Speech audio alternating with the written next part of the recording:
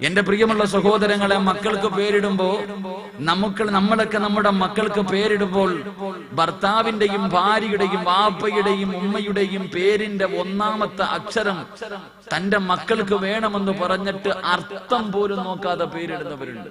എന്താണ് അർത്ഥം എന്ന് പോലും നോക്കൂല. എടുത്ത് ഒരു ചെറുപ്പക്കാരൻ എന്നോട് പറഞ്ഞു, ഉസ്താദ് എന്റെ മോളുടെ പേര് ഞാൻ ഇന്ന് വരെ അങ്ങനെ ഒരു പേര് കേട്ടിട്ടില്ല, ആർക്കും ഇല്ലാത്തൊരു പേര്, ഫാത്തിമ നിഫാസ്. തന്റെ മോളുടെ പേരാ ഫാത്തിമ നിഫാസ്. ഫാത്തിമ എന്ന് പറഞ്ഞാൽ നല്ല പേരാ, നിഫാസ് എന്ന് പറഞ്ഞാൽ എന്താന്ന് പെണ്ണുങ്ങൾക്ക് അറിയാം. എന്റെ പ്രിയമുള്ളവർ, അർത്ഥം പോലും നോക്കാതെ പേരിടുമ്പോ പേരിന് വല്ലാത്ത പ്രസക്തിയുണ്ട്. മഹാനായ അഷ്റഫുൽ ഖൽഖി നബി മുഹമ്മദ് മുസ്തഫ സല്ലല്ലാഹു അലൈഹി വസല്ലം, അള്ളാഹുവിന്റെ പ്രവാചകന്റെ പേര് മുഹമ്മദ് എന്ന പേര് ആരെങ്കിലും തന്റെ മക്കൾക്ക് നബിയോടുള്ള മഹബത്തിന്റെ പേരിലിട്ടാൽ ആ മനുഷ്യന് നാളെ സ്വർഗമുണ്ടെന്ന് നബി മുഹമ്മദ് മുസ്തഫ സല്ലല്ലാഹു അലൈഹി വസല്ലം. മുഹമ്മദ് എന്ന പേര് അള്ളാഹുവിന്റെ പ്രവാചകനോടുള്ള സ്നേഹം കൊണ്ട് തന്റെ മക്കൾക്ക് മുഹമ്മദ് എന്ന് പേരിട്ടാൽ നാളെ അവൻ റസൂലുള്ളാഹിന്റെ കൂടെ സ്വർഗത്തിലെത്തുമെന്ന് നബിയുനാ റസൂലുള്ളാഹി സ്വല്ലല്ലാഹു അലൈഹി വസല്ലം. എന്റെ പ്രിയമുള്ളവരെ, പ്രവാചകന്റെ 99 പേരുകളിൽ ചില പേരുകൾ അള്ളാഹുവിന്റെ ഖുർആൻ പറഞ്ഞു തരുന്നുണ്ട്. അള്ളാഹുവിന്റെ ഖുർആൻ പറഞ്ഞു തരുന്നുണ്ട്. അള്ളാഹുവിന്റെ പരിശുദ്ധമായ ഖുർആനിൽ കാണാം, യാ അയ്യുഹൻ നബിയ്യു ഇന്നാ അർസൽനാക ശാഹിദൻ വമുബശ്ശിറൻ വനദീറാ വദാഇയൻ ഇലല്ലാഹി ബിഇദ്നിഹി വസിറാജൻ മുനീറാ. അല്ലാഹുവിന്റെ പരിശുദ്ധമായ ഖുർആൻ പറയുകയാണ്, അല്ലാഹുവിന്റെ പ്രവാചകന്റെ പേരുകൾ ഖുർആൻ പറഞ്ഞു തരുന്നു. എന്റെ പ്രിയമുള്ളവരെ, യാ അയ്യുഹൻ നബിയ്യു ഇന്നാ അർസൽനാക ശാഹിദാ. മുഹമ്മദ് ശാഹിദ് എന്ന പേരുണ്ടല്ലോ, അത് അല്ലാഹുവിന്റെ പ്രവാചകന്റെ പേരാണ്. പരിശുദ്ധമായ ഖുർആനിൽ പറഞ്ഞ പേരാണ് മുഹമ്മദ് ശാഹിദ്. അല്ലാഹുവിന്റെ ഖുർആൻ പറയുന്നു, വശാഹിദാ. മുബസ്സിർ എന്ന പേരുണ്ടല്ലോ, മുഹമ്മദ് മുബസ്സിർ എന്ന പേര് ഖുർആൻ പറഞ്ഞ പേരാണ്.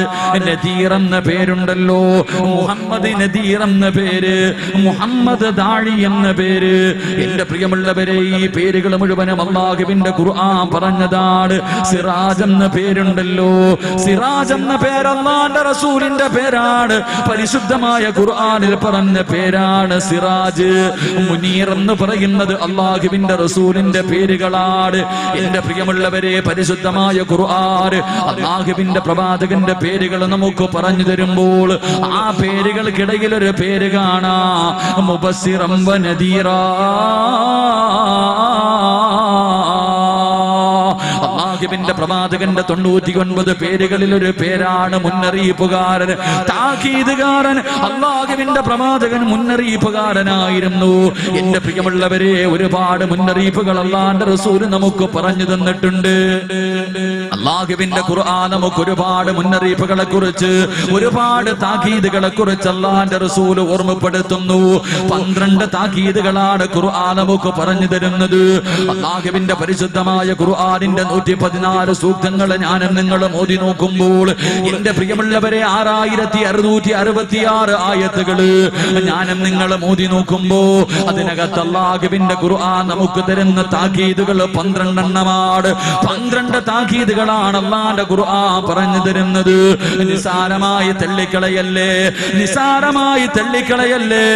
എന്റെ പ്രിയമുള്ളവരെ, ആഖിബത്ത് പോലും നഷ്ടപ്പെട്ടു പോകുന്ന അവസ്ഥയാണ് ഈ പറയുന്ന താക്കീതുകൾ. നമ്മൾ നിസാരമായി തള്ളിക്കളഞ്ഞാൽ നമ്മുടെ അവസാനം വല്ലാതെ മോശമാവുകയാണ്.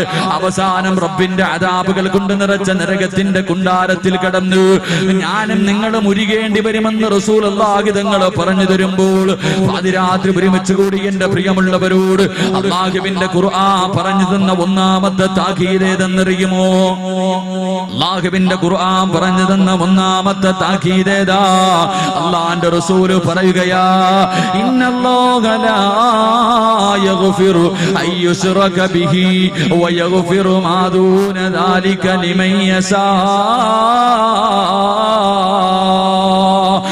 അല്ലാഹുവിന്റെ പരിശുദ്ധമായ ഖുർആൻ ഒന്നാമതായി പറഞ്ഞു തരുന്ന താക്കീത് ഏതെന്നറിയുമോ? എന്റെ പ്രിയമുള്ളവര്, നിങ്ങൾ അല്ലാഹുവിനെ പങ്കു ചേർക്കല്ലേ, നിങ്ങൾ ശിർക്ക് ചെയ്യാൻ പാടില്ല, നിങ്ങൾ അല്ലാഹുവിനോട് പങ്കു ചേർക്കാൻ പാടില്ല. പരിശുദ്ധമായ ഖുർആൻ നമുക്ക് താക്കീത് നൽകുമ്പോൾ പാതിരാത്രി ഒരുമിച്ച് കൂടി എന്റെ പ്രിയമുള്ളവർ ചിന്തിക്കും, ഉസ്താദ് എന്തിനാണ് ഈ മുസ്ലിമീങ്ങളായ അല്ലാഹുവിനെ വിശ്വസിക്കുന്ന 5 നേരം നിസ്കരിക്കുന്ന ഖുർആൻ ഓതുന്ന ദിക്റുകൾ പറയുന്ന സലാത്തുകൾ പറയുന്ന സൽക്കർമ്മം ചെയ്യുന്ന അല്ലാഹുവേ ഞങ്ങളോട് എന്തിനാണ് പടച്ചവനെ പങ്കു ചേർക്കാൻ പാടില്ല, റബ്ബിനോട് ശിർക്ക് ചെയ്യാൻ പാടില്ലെന്ന് എന്തിനാ പറഞ്ഞു തരുന്നത് എന്ന് ചിന്തിക്കുന്നവരുണ്ടാകാം. എന്റെ പ്രിയമുള്ളവരെ, ഏതാ ഉസ്താദന്മാരിപ്പുണ്ടല്ലോ, എല്ലാ ഉസ്താദന്മാരും ഇൽമു പഠിക്കാൻ തുടങ്ങുമ്പോൾ എന്റെ പ്രിയമുള്ളവരെ പഠിക്കുന്ന ഒരു ഹദീസ് ഉണ്ട്. ഹദീസിന്റെ കിതാബുകൾ ബുഖാരിയും മുസ്ലിമും എന്റെ പ്രിയമുള്ളവരെ മിസ്കാത്തുമെല്ലാം പഠിക്കാൻ തുടങ്ങുമ്പോ ഒന്നാമതായി പഠിക്കുന്ന ഒരു ഹദീസ് ഉണ്ട്. ശദീദു ബയാദി സിയാബ്. ഒന്നാമതായി പഠിക്കുന്ന ഹദീസ് ഏതെന്നറിയുമോ? അല്ലാഹുവിന്റെ പ്രവാചകനും തന്റെ അനുചരന്മാരും ഇരിക്കുമ്പോ ഒരു മനുഷ്യൻ നടന്നു വരികയാണ്. വെള്ള വസ്ത്രങ്ങൾ ധരിച്ചിട്ട് അല്ലാഹുവിന്റെ പ്രവാചകന്റെ മുന്നിലേക്ക് കടന്നു വരികയാണ്. ആ മനുഷ്യനെ ഇന്ന് വരെ ഒരാളും കണ്ടിട്ടില്ല. ആ മനുഷ്യനാ നാട്ടുകാരനല്ല, യാത്രക്കാരന്റെ ഒരു അടയാളവുമില്ല. ഈ മനുഷ്യൻ അല്ലാഹുവിന്റെ പ്രവാചകന്റെ മുന്നിലേക്ക് കടന്നു വന്നിട്ട് തന്റെ കാലിന്റെ മുട്ടുകൾ അല്ലാഹുവിന്റെ റസൂലിന്റെ കാലിന്റെ മുട്ടിനോട് ചേർത്ത് വെക്കുകയാണ്. എന്നിട്ട് അല്ലാഹുവിന്റെ പ്രവാചകന്റെ കാലിന്റെ തുടയില് 2 കൈ കൊണ്ടടിക്കുകയാണ്. എന്നിട്ട് ചോദിക്കുന്നു, നബിയേ മനിൽ ഈമാൻ, വിശ്വാസമെന്ന് പറഞ്ഞാലെന്താ? വിശ്വാസമെന്ന് പറഞ്ഞാലെന്താ? പാതിരാത്രി ഒരുമിച്ച് കൂടി എല്ലാവർക്കും അറിയാം ഈമാൻ കാര്യങ്ങൾ 6 ഒന്ന് അല്ലാഹുവിനെ കൊണ്ട് വിശ്വസിക്കല്, അല്ലാഹുവിന്റെ മലക്കുകളെ കൊണ്ട് വിശ്വസിക്കല്, അല്ലാഹുവിന്റെ കിതാബുകളെ കൊണ്ട് വിശ്വസിക്കല്, അല്ലാഹുവിന്റെ മുർസലീങ്ങളെ കൊണ്ട് വിശ്വസിക്കല്, അന്ത്യദിനത്തിനെ കൊണ്ട് വിശ്വസിക്കല്. എന്റെ പ്രിയമുള്ളവരെ, നന്മയും തിന്മയും അല്ലാഹുവിന്റെ ഭാഗത്ത് നിന്നാണ് വരുന്നതെന്ന് വിശ്വസിക്കല്. ഈ 6 കാര്യങ്ങൾക്കാണ് ഈമാൻ കാര്യങ്ങൾ എന്ന് പറയുന്നത്. എന്റെ പ്രിയമുള്ളവരെ, ഈ പറഞ്ഞ 6 കാര്യങ്ങളിൽ 5 ഉണ്ടല്ലോ. ഈ സദസ്സിൽ ഒരുമിച്ച് കൂടി എല്ലാവർക്കും അല്ലാഹുവിൽ വിശ്വാസമുണ്ട്, അല്ലാഹുവിന്റെ മലക്കുകളിൽ വിശ്വാസമുണ്ട്, അല്ലാഹുവിന്റെ കിതാബിൽ വിശ്വാസമുണ്ട്, അല്ലാഹുവിന്റെ മുർസലീങ്ങളിൽ വിശ്വാസമുണ്ട്, അന്ത്യദിനത്തിൽ വിശ്വാസമുണ്ട്. ഒരു ദിവസം ഈ പ്രപഞ്ചം തകരുമെന്ന്, ഈ പ്രപഞ്ചം തകരുമെന്ന് ഈ സദസ്സിൽ ഇരിക്കുന്ന എല്ലാവരും വിശ്വസിക്കുന്നുണ്ട്. പക്ഷേ 6ാമത്തെ കാര്യമുണ്ടല്ലോ, 6ാമത്തെ കാര്യമുണ്ടല്ലോ, വൽ ഖദരി ഖൈരിഹി വശർരിഹി മിനല്ലാഹി തആല. 6ാമത്തെ ഒരു കാര്യമുണ്ടല്ലോ, നന്മയും തിന്മയും അല്ലാഹുവിന്റെ ഭാഗത്ത് നിന്നാണ് വരുന്നത്, ദുഃഖവും സന്തോഷവും അല്ലാഹുവിന്റെ ഭാഗത്ത് നിന്നാ വരുന്നത്. ഇത് വിശ്വസിക്കാൻ നമ്മളിൽ പലർക്കും മടിയാട്.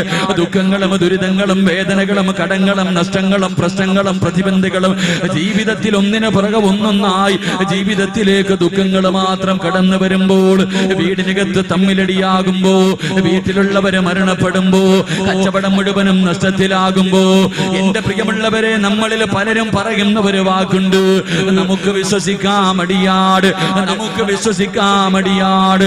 ജീവിതത്തിലെ ദുഃഖങ്ങൾ മുഴുവനും കടന്നു വരുമ്പോൾ, ജീവിതത്തിലെ ദുഃഖങ്ങളും ദുരിതങ്ങളും കടന്നു വരുമ്പോ, രോഗങ്ങൾ പിടിക്കുമ്പോ, കടങ്ങൾ ഉണ്ടാകുമ്പോ, കച്ചവടം നഷ്ടത്തിലാകുമ്പോ, ഞാനും നിങ്ങളും ചിലപ്പോൾ പറയാറുണ്ട്, ആരോ എനിക്ക് കൂടോത്രം ചെയ്തു വെച്ചിരിക്കുകയാ, ആരോ മന്ത്രവാദം ചെയ്തു വെച്ചിരിക്കുകയാണ്, ഞാൻ നശിക്കുന്നതിന് വേണ്ടി എന്റെ അയൽവാസി എന്തോ മന്ത്രവാദം ചെയ്തു വെച്ചിരിക്കുകയാ. വിശ്വസിക്കാൻ മടിയാണ്. ഇത് പടച്ചവന്റെ തീരുമാനമാണെന്ന് വിശ്വസിക്കാൻ നമുക്ക് കഴിയുന്നില്ല. ഇതാരോ എന്തോ ചെയ്തു വെച്ചിരിക്കുകയാണെന്ന് പറഞ്ഞുകൊണ്ട് മന്ത്രവാദികളുടെ മുന്നില്, ജ്യോതിശാലയങ്ങളുടെ മുന്നില്, വെറ്റ നിരത്തുന്നവന്റെ മുന്നില്, ഉസ്താദന്മാരുടെ മുന്നില്, എന്റെ പ്രിയമുള്ളവരെ, ഞാനും നിങ്ങളും ഓടി നടക്കുകയാ. എന്റെ പ്രിയമുള്ളവരെ, അത് പടച്ചവന്റെ തീരുമാനം തീരുമാനമാണെന്ന് വിശ്വസിക്കാൻ കഴിയുന്നില്ല. എന്റെ പ്രിയമുള്ളവരെ, ഉമ്മയുടെ ഗർഭാശയത്തിൽ കിടന്ന് 4 മാസം പ്രായമായപ്പോ, ഞാനും നിങ്ങളും ഉമ്മയുടെ ഗർഭാശയത്തിൽ കിടന്ന് 4 മാസം പ്രായമായപ്പോ അല്ലാഹു ഒരു മലക്കിനെ പറഞ്ഞു വിട്ടിട്ടുണ്ട്. ഈ മലക്കിന്റെ ജോലി എന്തായിരുന്നെന്നറിയുമോ? ഉമ്മയുടെ ഗർഭാശയത്തിൽ കിടന്ന് നമ്മുടെ മുന്നിലേക്ക് കടന്നു വന്നിട്ട് നമ്മുടെ തലച്ചോറിൽ ആ മലക്ക് എഴുതി വെച്ചിട്ടുണ്ട്, പൊന്നുമോനെ, നീ എത്ര വയസ്സ് വരെ ഈ ദുനിയാവിൽ ജീവിക്കും ചെറുപ്പക്കാരാ? പൊന്നുമോനെ, നിന്റെ ഭാര്യ ഇതാ, നിന്റെ ഭർത്താവിതാ, നിന്റെ മക്കളിതാ. നീ തിന്നേണ്ട ഭക്ഷണത്തിന്റെ മുകളിൽ പോലും അല്ലാഹു പേരെഴുതി വെച്ചിരിക്കുകയാണ്. ആ മലക്ക് സർവ്വത് എഴുതി വെച്ചിട്ടുണ്ട്. ഉമ്മയുടെ ഗർഭാശയത്തിൽ കിടന്ന് 4 മാസം പ്രായമായപ്പോഴ് ഈ മലക്കെല്ലാം എഴുതി വെച്ചിരിക്കുകയാണ്. ഇത്ര വയസ്സ് വരെ നീ ജീവിക്കും, ഇന്ന സ്ഥലത്ത് കിടന്ന് നീ മരണപ്പെടും, ഇന്ന സ്ഥലത്ത് നിന്നെ കബറടക്കും. മരിക്കുന്ന സമയത്ത് മുസ്ലിമായിട്ടാണോ മരിക്കുന്നത്, കാഫിറായിട്ടാണോ മരിക്കുന്നത്, എല്ലാം ഈ മലക്കെഴുതി വെച്ചിരിക്കുകയാ. എന്റെ പ്രിയമുള്ളവരെ, അതുകൊണ്ട് ആരുടെ മുന്നിൽ ഓടി നടന്നിട്ടും കാര്യമില്ല, എവിടെയെല്ലാം പോയി പരാതി പറഞ്ഞിട്ടും കാര്യമില്ല. ഇതെല്ലാം പടച്ചവന്റെ തീരുമാനമോ. നിന്റെ ഭാവി പറയാൻ ഒരാളെ കൊണ്ടും കഴിയില്ല. ഈ പ്രപഞ്ചത്തിലുള്ള ഒരു ഉസ്താദിനോ, ഒരു തങ്ങൾക്കോ, ഒരു ഔലിയായിനോ, ഒരു പ്രവാചകനോ ഒരു മനുഷ്യന്റെ ഭാവി പറയാ കഴിയില്ല. കാരണം അല്ലാഹുവിന്റെ ഖുർആൻ സൂറത്തുൽ ലുഖ്മാനിന്റെ അവസാനം എടുത്തു നോക്ക്. 5 കാര്യങ്ങൾ അല്ലാഹുവല്ലാതെ ലോകത്തൊരു മനുഷ്യനും അറിയില്ല. അല്ലാഹുവിന്റെ ഈ പ്രപഞ്ചത്തില് 5 കാര്യങ്ങൾ അല്ലാഹുവിനല്ലാതെ ഒരാൾക്കും പറയാൻ കഴിയില്ല. കാരണം അല്ലാഹുവിന്റെ ഖുർആൻ പറയുകയാണ്, ഇന്നല്ലാഹ ഇൻദഹു ഇൽമുസ്സാ. ആ 5 കാര്യങ്ങളിൽ ഒന്നാമത്തെ കാര്യം ഏതെന്നറിയുമോ? ഈ പ്രപഞ്ചമെന്നാണ് തകരുന്നത്, ലോകം അവസാനിക്കുന്നതെന്നാണ്. ഒരു വെള്ളിയാഴ്ചയാണെന്ന് നമുക്ക് പറയാൻ കഴിയും, പക്ഷേ ഏത് വെള്ളിയാഴ്ചയാണ്, ഏത് വർഷമാണ്, ഏത് മാസമാണ് പറയാൻ നമ്മളെ കൊണ്ട് കഴിയൂല. അല്ലാഹുവിന്റെ ഖുർആൻ പറയുന്നു, ഇന്നല്ലാഹ ഇൻദഹു ഇൽമുസ്സാ. ഈ പ്രപഞ്ചം എന്നാണ് തകരുന്നതെന്ന് അല്ലാഹുവിനല്ലാതെ ഈ ലോകത്ത്, ഈ പ്രപഞ്ചത്തിൽ ഒരു മനുഷ്യനും പറയാൻ കഴിയില്ല. 2, വയുനസിലുൽ ഗൈസാ. മഴയപ്പടാ പെയ്യുന്നത്, മഴയപ്പടാ പെയ്യുന്നത് അത് പടച്ചവനല്ലാതെ ഒരാൾക്കും പറയാൻ കഴിയില്ല. മഴ പെയ്യാൻ സാധ്യതയുണ്ടെന്ന് പറയാനല്ലാതെ ഇന്ന സമയത്ത് മഴ പെയ്യുമെന്ന് പറയാൻ ആരെ കൊണ്ടും കഴിയില്ല. ഖുർആൻ മൂന്നാമതായി പറയുന്നു, വയഅലമു മാ ഫിൽ അർഹാം. ഉമ്മയുടെ ഗർഭാശയത്തിൽ കിടക്കുന്ന കുഞ്ഞുണ്ടല്ലോ, ഉമ്മയുടെ ഗർഭാശയത്തിൽ കിടക്കുന്ന കുഞ്ഞുണ്ടല്ലോ, ആ കുഞ്ഞ് ആണാണോ പെണ്ണാണോ, ആ കുഞ്ഞിന്റെ അവസ്ഥയെ കുറിച്ച് ഒരാൾക്കും പറയാൻ കഴിയില്ല. 4 മാസം കഴിഞ്ഞാലേ ശാസ്ത്രത്തിന് പറയാൻ കഴിയൂ. 4 മാസത്തിന് മുമ്പ് ഈ ലോകത്ത് ഒരാൾക്കും പറയാൻ കഴിയില്ല. അല്ലാഹുവിന്റെ ഖുർആൻ നാലാമതായി പറയുകയാണ്, വമാ തദ്രീ നഫ്സുൻ മാദാ തക്സിബു ഗദാ. ഒരു മനുഷ്യന് നാളെ എന്ത് സംഭവിക്കും, അടുത്ത സെക്കൻഡിന് എന്ത് സംഭവിക്കും, ഒരു മനുഷ്യന്റെ ഭാവി പറയാ ഈ പ്രപഞ്ചത്തിൽ ഒരു മനുഷ്യനെ കൊണ്ടും കഴിയില്ല, ഒരു പ്രവാചകനെ കൊണ്ടും കഴിയില്ല. എന്റെ പ്രിയമുള്ളവരെ, അല്ലാഹുവിനെ മാത്രം അറിയുന്ന നാലാമത്തെ കാര്യമാണ്, വമാ തദ്രീ നഫ്സുൻ മാദാ തക്സിബു ഗദാ.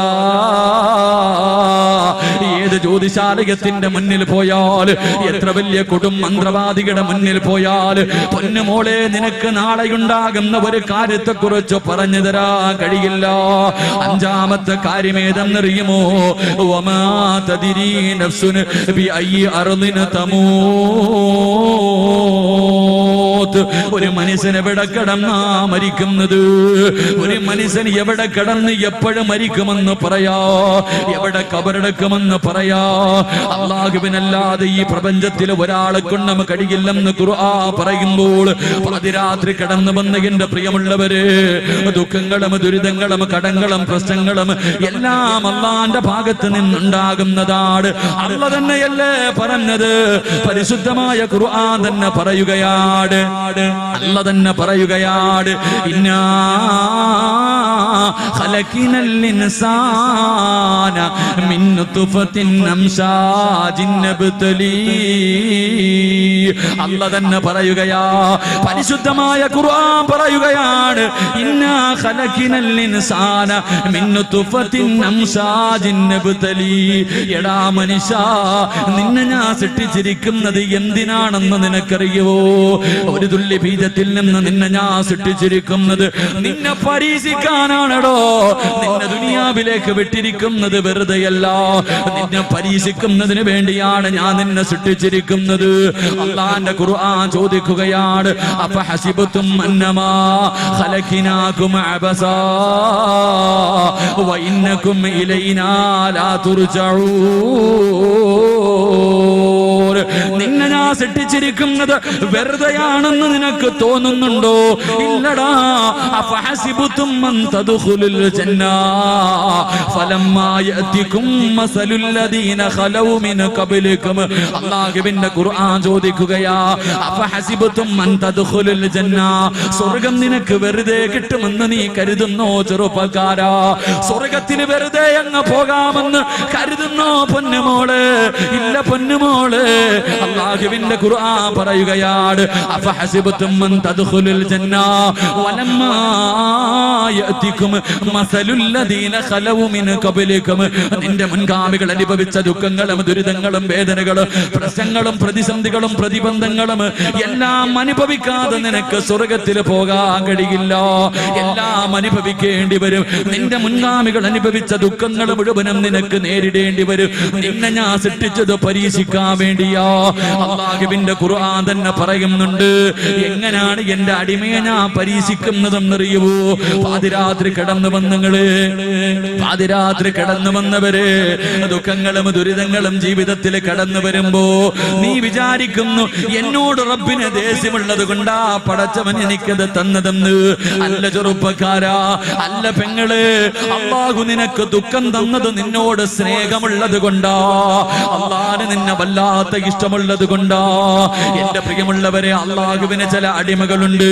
അല്ലാഹുവിന്റെ റസൂല് പറയുകയാ, അല്ലാഹുവിന് ചില അടിമകളുണ്ട്. ആ അടിമകൾക്ക് സ്വർഗം നിർബന്ധമാണ്. ആ അടിമകൾക്ക് സ്വർഗം നിർബന്ധമാണ്.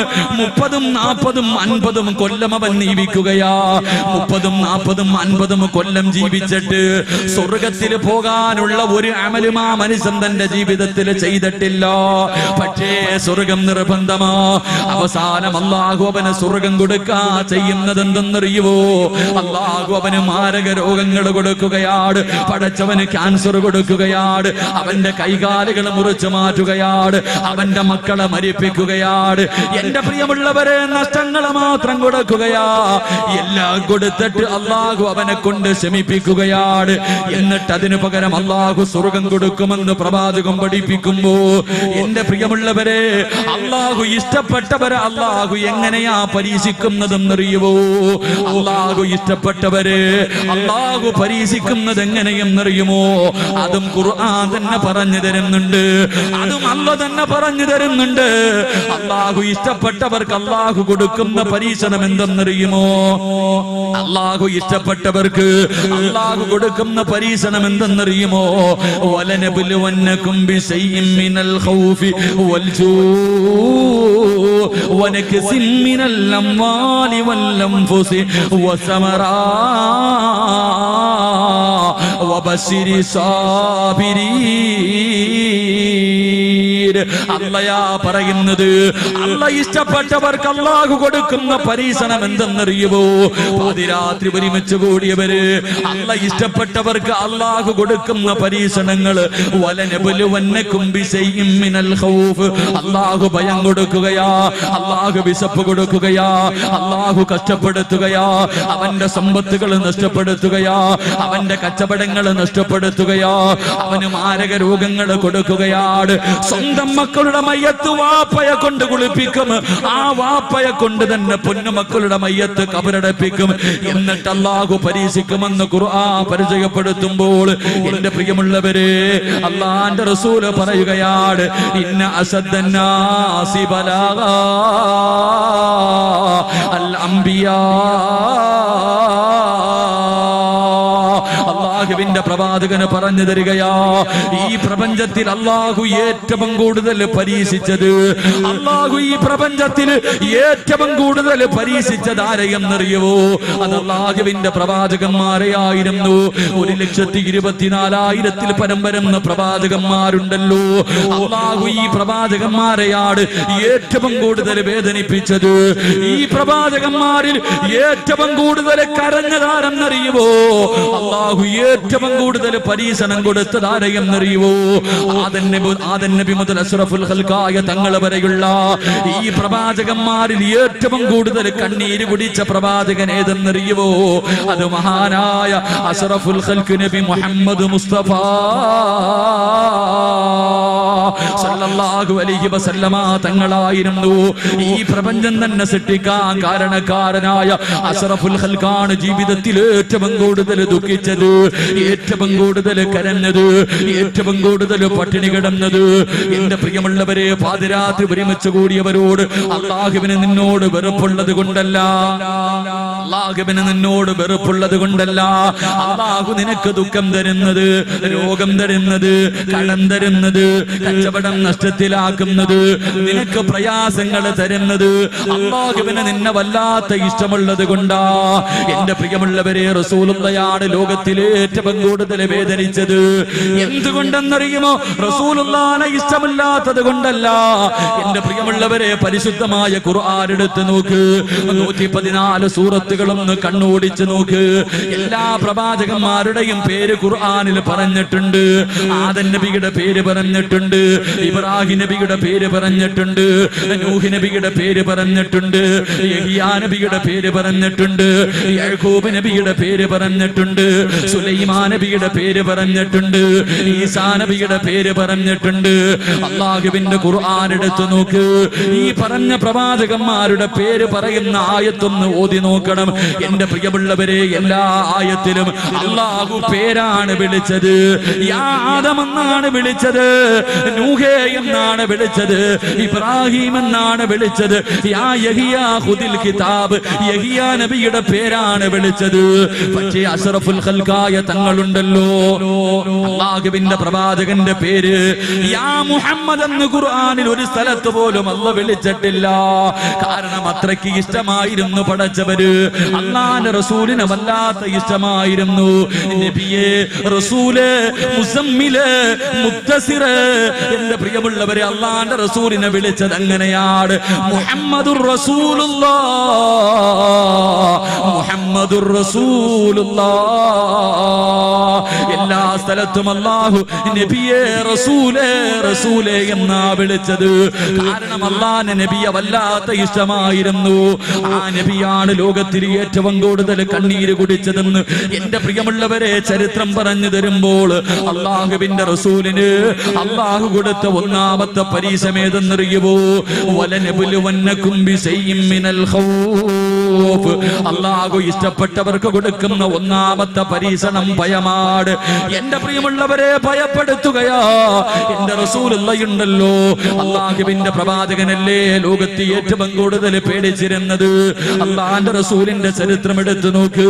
13 വർഷത്തില് 13 വർഷം 23 വർഷക്കാലം അല്ലാഹുവിന്റെ റസൂൽ മുസ്ലിമായതിനു ശേഷം, നുബുവത്ത് കിട്ടിയതിനു ശേഷം 23 വർഷക്കാലം അല്ലാഹുവിന്റെ റസൂൽ ജീവിച്ചല്ലോ. പക്ഷേ ആ 23 വർഷത്തില് 13 വർഷക്കാലം ഒരു ദിവസം പോലും അല്ലാഹുവിന്റെ റസൂൽ സമാധാനമായി ഉറങ്ങിയിട്ടില്ല. പേടിച്ച് പേടിച്ചാ കഴിഞ്ഞത്. മക്കക്കാരെ വല്ലാത്ത പേടിയായിരുന്നു, ശത്രുക്കളെ വല്ലാത്ത പേടിയായിരുന്നു. കാരണം എന്റെ പ്രിയമുള്ളവര്, മുസ്ലിമായതിന്റെ പേരിൽ അത്രയ്ക്കും ഉപദ്രവങ്ങളും പീഡനങ്ങളുമായിരുന്നല്ലോ. മഹാനായ പ്രവാചകൻ സല്ലല്ലാഹു അലൈഹി വസല്ലമ തങ്ങൾ മരുഭൂമിയിലൂടെ നടന്നു പോകുമ്പോ മഹാനായ സയ്യിദുനാ ബിലാൽ റളിയല്ലാഹു തആല അൻഹു മുസ്ലിമായതിന്റെ പേരിൽ പടച്ചവനെ ഉടുതുണി ഉരിഞ്ഞിട്ട് മരുഭൂമിയിൽ മലർത്തി കിടത്തിയിട്ട് കരിമ്പാറയെടുത്ത് തന്റെ നെഞ്ചത്ത് വെച്ചിട്ട് ചാട്ടവാറുകൾ കൊണ്ട് മുസ്ലിമായതിന്റെ പേരിൽ ശത്രുക്കൾ അല്ലാഹുവിന്റെ റസൂലിന്റെ മുന്നിലിട്ട് അതാ ബിലാൽ തങ്ങളെ ഉപദ്രവിക്കുകയാണ്. എന്റെ പ്രിയമുള്ളവരെ, വിശന്നിട്ട് വെള്ളം ദാഹിച്ചിട്ട് വെള്ളത്തിന് വേണ്ടി യാചിക്കുമ്പോ ഒട്ടകത്തിന്റെ മൂത്രമെടുത്തിട്ട് വായിലേ കുടിച്ചു കൊടുക്കുകയാ. ഒട്ടകത്തിന്റെ മൂത്രമെടുത്തിട്ട് വായിലൊടിച്ചു കൊടുക്കുകയാണ്. റബ്ബേ, ബിലാൽ തങ്ങൾ പറയുന്നുണ്ട്, വിശപ്പ് സഹിക്കുമ്പോ എനിക്ക് വിശപ്പവര് ഭക്ഷണം തരാതെ അവസാനം ഒട്ടകത്തിന് കൊടുക്കുന്ന ഭക്ഷണം പോലും ഞാൻ എടുത്ത് കടിച്ചിട്ടുണ്ട്. എന്റെ പ്രിയമുള്ളവരെ, വല്ലാത്ത പീഡനമാണ്. ഈ പീഡനം അനുഭവിക്കുമ്പോഴും ബിലാൽ തങ്ങൾ അള്ളാന്റെ റസൂലിനോട് ചോദിക്കുന്നു, യാ റസൂലല്ലാഹ്, എന്നെ ഒന്ന് രക്ഷിക്കുമോ നബിയേ, എന്നെ ഒന്ന് രക്ഷിക്കുമോ നബിയേ. അള്ളാന്റെ റസൂല് മിണ്ടാതെ നടന്നു പോവുകയാ. എന്റെ പ്രിയമുള്ളവരെ, ചരിത്രമെടുത്തു നോക്കൂ. എന്തിന് അള്ളാന്റെ റസൂലുണ്ടല്ലോ, സഹാബത്തിന്റെ കാര്യം പറയണ്ടല്ലോ. മഹാനായ അസ്റഫുൽ ഖൽഖായ തങ്ങളുണ്ടല്ലോ. മക്കയിൽ നിന്ന് മദീനയിലേക്ക് ഹിജ്റ പോകുന്ന സമയത്ത് അള്ളാന്റെ റസൂലിന്റെ വീട് മുഴുവനും ശത്രുക്കൾ ആയുധം പിടിച്ചുകൊണ്ട് വളഞ്ഞിരിക്കുകയാ. അള്ളാന്റെ റസൂല് വീടിനകത്ത് കിടക്കുകയാണ്. ശത്രുക്കൾ മുഴുവനും തന്റെ വീട് വളഞ്ഞിട്ടിരിക്കുന്ന സമയത്ത് അള്ളാഹുവിന്റെ പ്രവാചകന് കടന്ന സ്ഥലത്ത് മഹാനായ അലി ഇബ്നു അബീ ത്വാലിബ് റളിയല്ലാഹു തആല അൻഹു അള്ളാന്റെ റസൂലിന്റെ വിരിപ്പിൽ പിടിച്ച് കിടത്തിയിട്ട് ഖുർആനിലെ സൂറത്ത് യാസീനിലെ ഒരു ആയത്ത് ഓതിയിട്ട് ഒരു പിടി മണ്ണെടുത്ത് വീട് വളഞ്ഞിരിക്കുന്ന ശത്രുക്കളുടെ മുന്നിലിട്ട് അള്ളാന്റെ റസൂൽ ഇറങ്ങി പോവുകയാ. അല്ലാഹുവേ, നടന്നു പോകുമ്പോ മഹാനായ സയ്യിദുനാ അബൂബക്കർ സിദ്ദീഖ് റളിയല്ലാഹു തആല അൻഹു അല്ലാഹുവിന്റെ റസൂലിനോട് പറയുന്നു, യാ റസൂലല്ലാഹ്, എന്റെ തോളിലേക്ക് കേറി നബിയേ, എന്റെ തോളിലേക്ക് കേറി നബിയേ. ഈ മരുഭൂമിയിലൂടെ നടന്നു പോയാൽ ശത്രുക്കൾ നമ്മുടെ കാൽപാടുകൾ പിന്തുടർന്നു വന്ന് നമ്മളെ പിടിക്കും നബിയേ, എന്റെ തോളില് കേറി നബിയേ. അല്ലാഹുവിന്റെ പ്രവാചകനെ തോളിലെടുത്ത് വെച്ചിട്ട് ചരിത്രം പറയുന്നു, അബൂബക്കർ സിദ്ദീഖ് തങ്ങള് അള്ളാന്റെ റസൂലിനെ ചുമലിലെടുത്ത് വെച്ചിട്ട് നടന്നത് എങ്ങനെയെന്നറിയുമോ? നമ്മൾ നടക്കുന്നത് പോലെയല്ല. ഒരു കാലിങ്ങനെ വെക്കും, രണ്ടാമത്തെ കാല് വിപരീതം വെക്കും. ഒരു കാലിങ്ങനെ വെക്കും, രണ്ടാമത്തെ കാല് വിപരീതം വെക്കും. ഇതുപോലെ റസൂലുള്ളാഹിന്റെ തോളിൽ വെച്ചിട്ട് നടന്നു പോവുകയാ. കുറച്ചങ്ങ് മുന്നോട്ട് നടന്നു കഴിയുമ്പോ റസൂലുള്ളാഹിന്റെ തോളിൽ വെച്ചിട്ട് തിരിച്ച് നടക്കുകയാണ്. കാരണം കാൽപാദം മായ്ച്ചു കളയുകയാ, കാലിന്റെ അടയാളങ്ങൾ മായ്ച്ചു കളയുകയോ.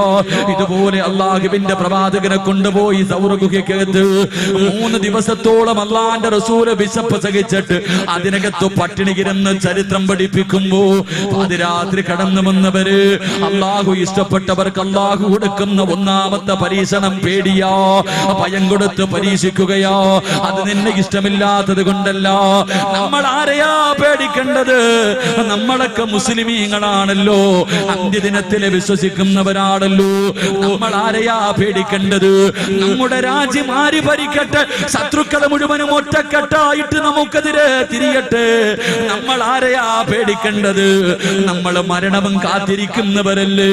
ബാങ്കും വിളിച്ചു, ഇഖാമത്തും കൊടുത്തു കളഞ്ഞു. ഇനി ഇമാമ് കേറി നിൽക്കുന്ന സമയമല്ലേ. എന്റെ പ്രിയമുള്ളവരെ, കോതമംഗലത്തിലേക്ക് പോകാൻ, ചെറുവട്ടൂരിലേക്ക് പോകാ, ബസും കാത്ത് റോഡിൽ നിൽക്കുന്ന ഞാനും നിങ്ങളും ആരെ ഭയപ്പെടാനോ? എന്റെ പ്രിയമുള്ളവരെ, നമ്മൾ ഒരുത്തരെയും പേടിക്കാൻ പാടില്ല. നമ്മളൊക്കെ മുസ്ലിമീങ്ങളാണ്. ആരൊക്കെ നമുക്ക് എതിരെ തിരിഞ്ഞാലും നമുക്കൊന്നുമില്ല. നമ്മൾ ദജ്ജാലിനെ കാത്തിരിക്കുന്നവരാ, നമ്മൾ ദജ്ജാലിനെ കാത്തിരിക്കുന്നവരാ. അസ്റായിൽ എപ്പോഴാണ് വരുന്നത്? ആ വരുന്ന സമയത്ത് നടുറോഡിൽ കിടന്ന് വെട്ടുകൊണ്ട് ചത്തുപോയാൽ എന്റെ പ്രിയമുള്ളവരെ, ശരീരം മുഴുവനും വെട്ടി നുറുക്കിയിട്ട് റോഡിൽ കിടന്ന് മരിച്ചാൽ ആ മരിക്കുന്ന സമയത്ത് ലാ ഇലാഹ ഇല്ലല്ലാഹ് എന്ന് പറഞ്ഞുകൊണ്ട് മരിക്കാൻ കാത്തിരിക്കുന്ന മുസ്ലിമീങ്ങളല്ലേ നമ്മൾ. ആരെയാ ഭയപ്പെടുന്നത്? എന്റെ പ്രിയമുള്ളവര്, ഒരു യഥാർത്ഥ വിശ്വാസിയുടെ കാലിന്റെ അടിയിൽ 5 നേരം നിസ്കരിച്ച് പടച്ചവനെ പേടിച്ച് ജീവിക്കുന്ന ഈ ചെറുവട്ടൂരിലെ ഒരു പാവപ്പെട്ടവന്റെ കാലിന്റെ അടിയിൽ ഒരു പിടി മണ്ണിന് ആറ്റം ബോംബിനെക്കാൾ പവറുള്ളതാക്കാൻ കഴിവുള്ള റബ്ബല്ലേ നമ്മുടെ കൂടെ. നമ്മൾ ആരെയാ ഭയപ്പെടുന്നത്? അതുകൊണ്ട് എന്റെ പ്രിയമുള്ളവരോട് ഓർമ്മപ്പെടുത്തുകയാ, അള്ളാഹു ഇഷ്ടപ്പെട്ടവർക്ക് അള്ളാഹു കൊടുക്കുന്ന ഒന്നാമത്തെ പരീക്ഷണം പേടിയാണ്. അള്ളാഹു പേടി കൊടുത്ത് പരീക്ഷിക്കും. എന്റെ പ്രിയമുള്ളവരെ, തകരണ്ട, നമ്മൾ ഒരിക്കലും പതറണ്ട.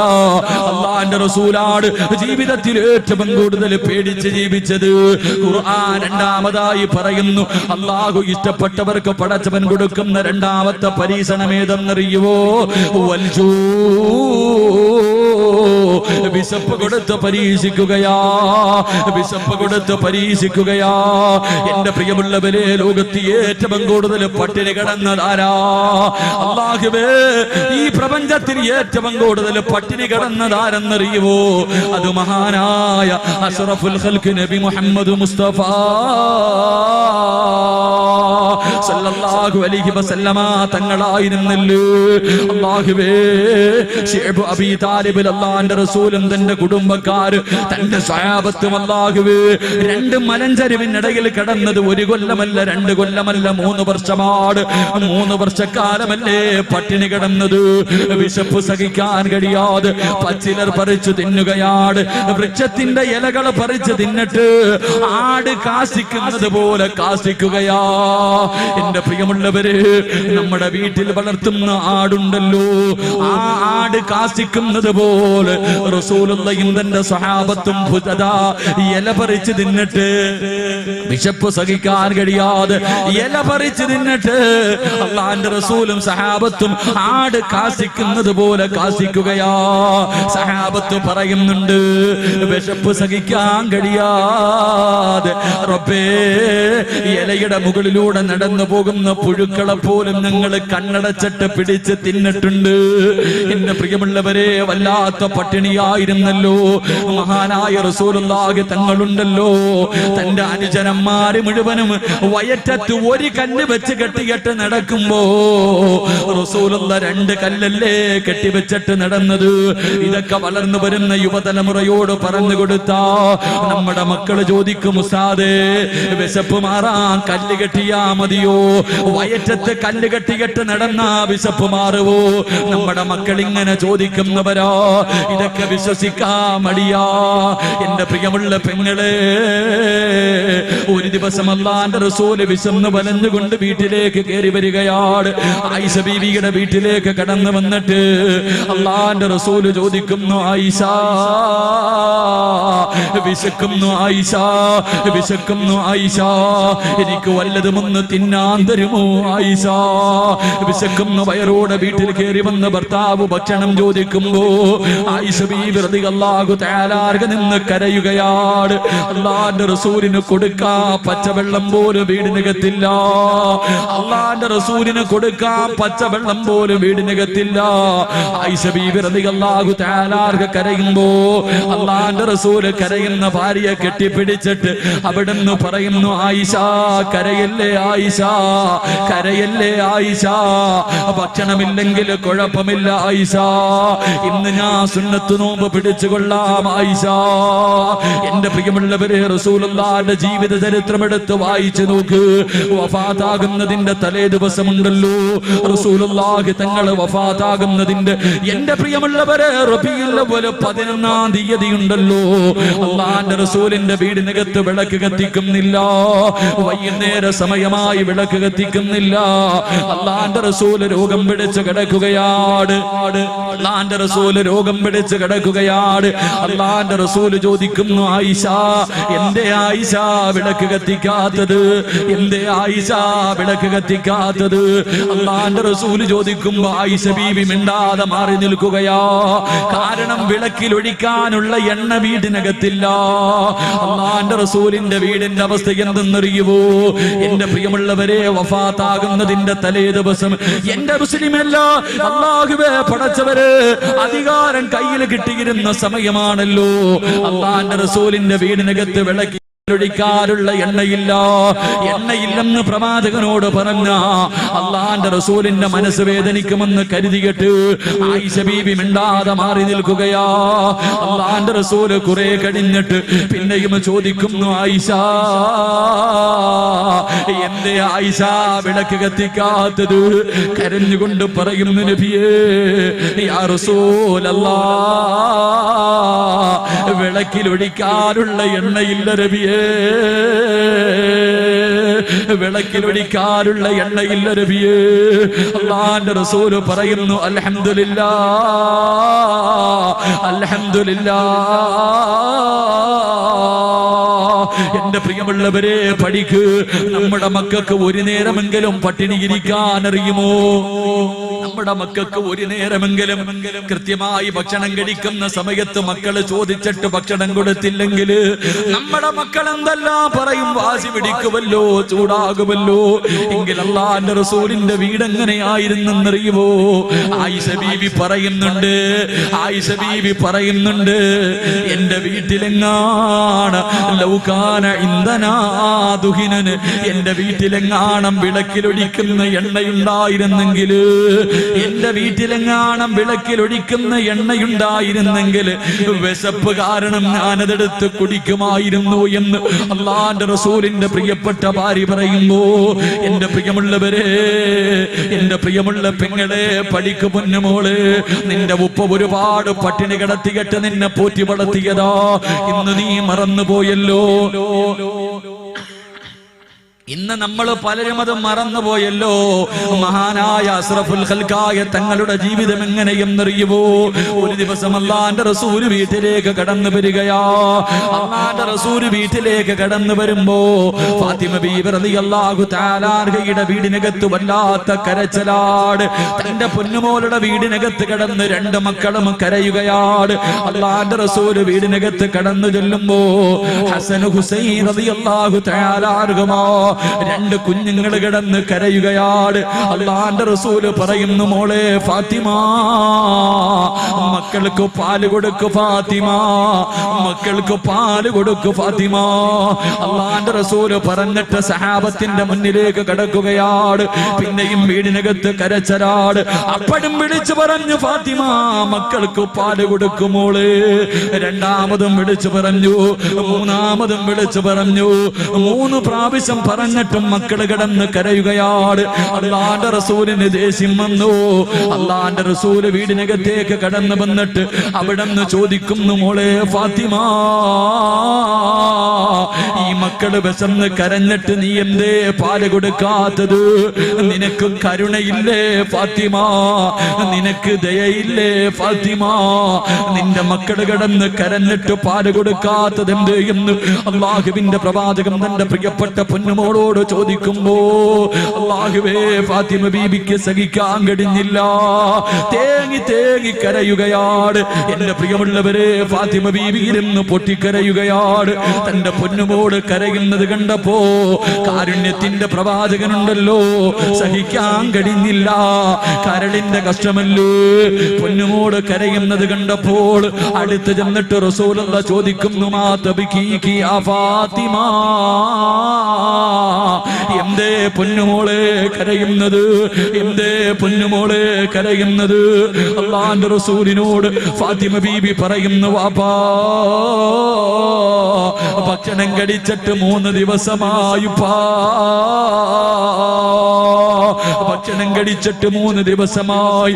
എന്റെ മക്കള് പാലിന് വേണ്ടി കിടന്ന് കരഞ്ഞപ്പോൾ, എന്റെ മക്കള് പാലിന് വേണ്ടി കിടന്ന് കരഞ്ഞപ്പോ എന്റെ മാറിടമെടുത്തവരുടെ വായിൽ വെച്ച് കൊടുത്തു. എന്റെ മക്കള് പാല് ചുരത്തിയിട്ട് പാല് കിട്ടാതെ വന്നപ്പോ എന്റെ മാറിടത്തിൽ കടിച്ചിട്ട് എന്റെ മാറിടത്തിലൂടെ രക്തം വരുന്നു.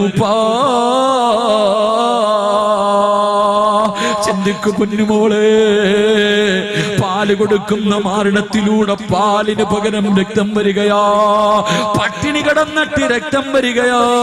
ഫാത്തിമ ബീബി തളർന്നിരുന്നു കൊണ്ട് റസൂലുള്ളാഹിയോട് കരഞ്ഞുകൊണ്ട് പരാതി പറയുമ്പോ, തന്റെ പൊന്നുമോളാണല്ലോ, തന്റെ പൊന്നുമോളാണല്ലോ. അല്ലാഹുവിന്റെ റസൂലിന്റെ കണ്ണ് നിറയുകയാ. തല പോലും ഉയർത്തുന്നില്ല, തല പോലും ഉയർത്തുന്നില്ല. താടിരോമത്തിലൂടെ കണ്ണുനീരിങ്ങനെ ഒലിക്കുകയാണ്. അല്ലാഹുവിന്റെ റസൂൽ ഇറങ്ങി നടക്കുകയാ. അല്ലാഹുവിന്റെ റസൂൽ ഇറങ്ങി നടക്കുകയാ. ഒരുപാട് കിലോമീറ്ററുകളോളം നടക്കുകയാണ്. റസൂലുള്ള മരുഭൂമിയിലൂടെ കരഞ്ഞുകൊണ്ട് നടക്കുകയാ. നടന്നൊരു ഈന്തപ്പന തോട്ടത്തിന്റെ മുന്നിലെത്തി. അല്ലാഹുവേ, ഒരു അറാബിയുടെ ഈന്തപ്പന തോട്ടമാണ്, ഒരു അറാബിയായ മനുഷ്യന്റെ തോട്ടമാണ്. ആ മനുഷ്യൻ അറിയില്ല ഈ വരുന്നത് അല്ലാഹുവിന്റെ റസൂലാണെന്ന്. ആ മനുഷ്യൻ അറിയില്ല. ആ മനുഷ്യൻ ഇന്ന് വരെ നബിയെ കണ്ടിട്ടില്ല. അല്ലാഹുവിന്റെ റസൂല് ഈന്തപ്പന തോട്ടത്തിലേക്ക് കടന്നു ചെന്നിട്ട് ആ അറാബിയോട് ചോദിക്കുന്നു, മനുഷ്യ, എനിക്ക് എന്തെങ്കിലും ഒരു ജോലി തരുവോ? ആരാ ചോദിക്കുന്നത്? ഈ പ്രപഞ്ചം തന്നെ സൃഷ്ടിക്കാൻ കാരണക്കാരനായ മദീനയുടെ രാജകുമാരനുണ്ടല്ലോ, നമ്മുടെ പ്രവാചകൻ ചെന്നിട്ട് ചോദിക്കുന്നു, എനിക്ക് എന്തെങ്കിലും ഒരു ജോലി തരുവോ? യഹൂദി പറയുകയാ, ഒരു തൊട്ടി വെള്ളം കോരിയിട്ട് ഈ കാണുന്ന മരങ്ങൾ നനച്ചാ ഒരു തൊട്ടി വെള്ളത്തിന് പകരം 3 കാരക്ക ഞാൻ കൂലി തരാ. അല്ലാഹുവിന്റെ റസൂലിന് ജോലി കിട്ടിയ സന്തോഷത്തോടെ പ്രവാചകനെ തൊട്ടിയം കയറെടുത്തുകൊണ്ട് കിണറ്റിന്റെ ചുവട്ടിൽ ചെന്നിട്ട് വെള്ളം കോരുകയാ. ഒരു തൊട്ടി വെള്ളം കോരിയിട്ട് എല്ലാ മരത്തിന്റെ ചുവട്ടിൽ കൊണ്ടുവന്നൊഴിക്കുകയാണ്. രണ്ടാമതും വെള്ളം കോരി, മൂന്നാമതും വെള്ളം കോരി. സുബ്ഹാനല്ലാഹ്, നാലാമത് വെള്ളം കോരാ. തൊട്ടിയും കയറുമെടുത്ത് കിണറ്റിലേക്കിടുമ്പോൾ കയറുമെടുത്ത് കിണറ്റിലേക്കിടുമ്പോ എന്റെ പ്രിയമുള്ള പെങ്ങളെ, റസൂലുള്ള നാലാമതും തൊട്ടിയെടുത്ത് കിണറ്റിലിടുമ്പോ കയറടിഞ്ഞിട്ട് തൊട്ടി വെള്ളത്തിൽ വീഴുകയാ. കയറടിഞ്ഞു പോയി, തൊട്ടി വെള്ളത്തിൽ വീഴുകയാ. യഹൂദി കടന്നു വന്നിട്ട് അല്ലാഹുവിന്റെ റസൂലിന്റെ മുഖത്തടിക്കുകയാ. കിണറ്റിൽ തൊട്ടിയിട്ടതിന്റെ ദേഷ്യത്തില് അല്ലാഹുവിന്റെ റസൂലിന്റെ മുഖത്താനടിക്കുകയാണ്. അല്ലാഹുവിന്റെ റസൂലൊന്നും മിണ്ടിയില്ല, പ്രവാചകനൊന്നും മിണ്ടിയില്ല. കിണറ്റിനകത്ത് വീണ തൊട്ടിയെടുക്കുകയാ. റസൂലുള്ള കിണറ്റിനകത്ത് വീണ തൊട്ടിയെടുത്തു. എന്നിട്ട് അറാബിയുടെ കയ്യിൽ കൊണ്ട് കൊടുത്തിട്ട് ചോദിക്കുന്നു, മനുഷ്യ, 3 തൊട്ടി വെള്ളം ഞാൻ കോരിയല്ലോ, എന്റെ കൂലിയൊന്ന് തരുവോ? അല്ലാഹുവിന്റെ റസൂല് ദേഷ്യപ്പെട്ടില്ല. അല്ലാഹുവിന്റെ റസൂല് ചോദിച്ച്, എന്റെ കൂലിയൊന്ന് തരുവോ? 9 കാരക്കയെടുത്ത് യഹൂദി അല്ലാഹുവിന്റെ റസൂലിന്റെ കയ്യിൽ വെച്ചു കൊടുത്തു. റസൂലുള്ളാഹിന്റെ പുഞ്ചിരിയാണ്. അല്ലാഹുവേ, അടിച്ച മനുഷ്യന്റെ മുഖത്ത് നോക്കിയിട്ട് റസൂലുള്ള ചിരിക്കുകയാണ്. അതാ 9 കാരക്കയും കയ്യിൽ വെച്ചുകൊണ്ട് റസൂലുള്ള ഓടുകയാ. ഈന്തപ്പന തോട്ടത്തിൽ നിന്ന് ഇറങ്ങി ഓടുകയാണ്.